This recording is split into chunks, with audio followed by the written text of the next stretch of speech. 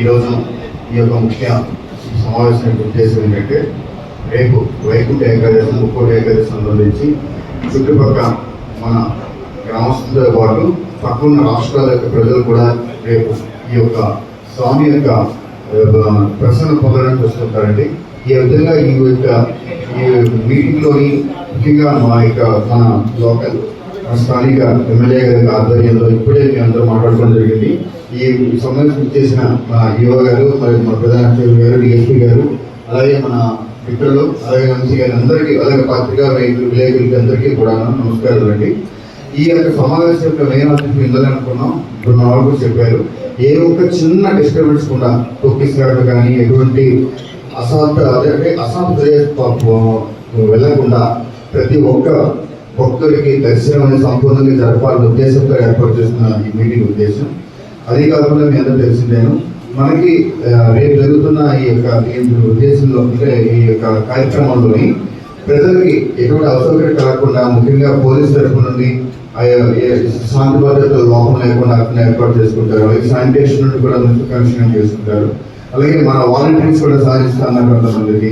వీటన్నిటి కూడా ఎప్పటికీ వాచ్ చేసుకుంటున్నాయి. మీరు కూడా మీడియా ద్వారా భక్తులందరూ కూడా వాళ్ళు కూడా ఒక క్రమశిక్షణతోటి అందరూ ఒకేసారి దర్శనం చేసుకోవాలని ఆలోచన కాకుండా ఒక లైన్ క్యూ అనేది ఒక డిసిప్లైన్గా వెళ్ళాలని మీరు కూడా మన పత్రికా విలేకరులు ఈ యొక్క ప్రింట్ అండ్ ఎలక్ట్రానిక్ మీడియా ద్వారా తెలియజేయాలండి. అదే సందర్భంలో ఇప్పుడు ఏదైతే మనం నిర్ణయం తీసుకుంటాం నిర్ణయాన్ని కూడా వాళ్ళ దృష్టిలో పెట్టాలి.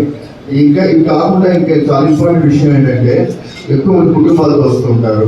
వాళ్ళకి కూడా ఎప్పుడు అసౌకర్యం కలగకుండా ఇప్పుడున్న ఏవైతే ఉన్నాయో ట్రాఫిక్ వివరాలపైన ఆల్రెడీ మా గ్రూప్స్ కూడా పోస్ట్ చేస్తాం. వాటిని కూడా మీకు తెలియజేయండి. వీటితో పాటు మేము కూడా మా యొక్క రెవెన్యూ తరఫు నుండి చుట్టుపక్కల ఏ మండలాలు ఉన్నాయో ఆ స్టాఫ్ కూడా డిప్లాయ్ చేసి ఇప్పుడే మేము వాళ్ళు కూడా అప్పచెప్తాము. మరియు బీఆర్ఎస్ బీఆర్ఓస్ అందరికీ కూడా అప్పచెప్తామండి.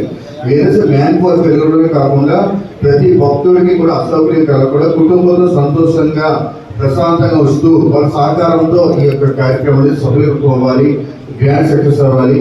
మన గౌరవనీయ ఎమ్మెల్యే గారి యొక్క ఆధ్వర్యం ఈ ప్రోగ్రామ్ చాలా చక్కగా జరగాలి. అది కాకుండా మన కదిరి అనేది నాట్ ఓన్లీ వన్ ఆంధ్రప్రదేశ్, చుట్టుపక్కల తమిళనాడు, కర్ణాటక ఇవన్నీ కూడా ఈ చుట్టుపక్కల మనకి లోకండి.